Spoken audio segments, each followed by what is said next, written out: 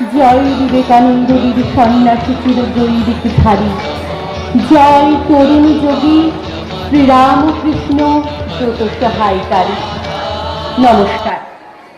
আজকের এই বিশেষ দিনে ঠাকুর মা স্বামীজির চরণে আমার শতকোটি প্রণাম।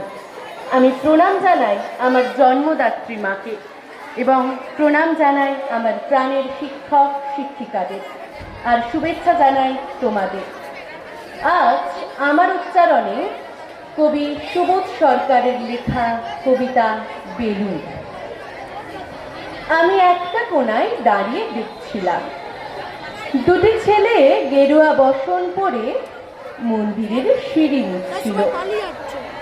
এত মন দিয়ে আমি কাউকে সিঁড়ি মুছতে দেখিনি, এত ভালোবাসা দিয়ে আমি কাউকে ধুলো তুলতে দেখিনি। সিঁড়ি না, যেন জননীর ত্বক থেকে ধুলো তুলছিল। এভাবে কেউ সিঁড়ি থেকে ধুলো মুছতে পারে সে আমি কোথাও দেখিনি। স্থিতপজ্ঞ মহারাজকে জিজ্ঞাসা করলাম, এই ছেলে দুটিকে?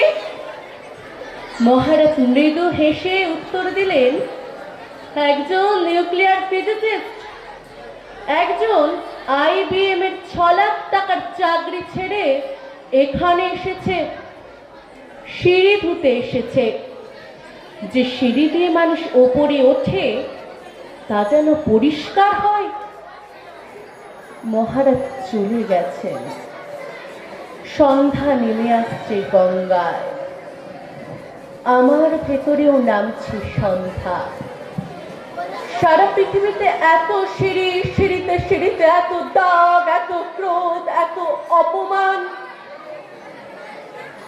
আরতি শুরুর আগে মনে হলো যে সিঁড়ি মুছতে পারি না, সে কোনোদিন মানুষের চোখের জল মুছতে পারবে না।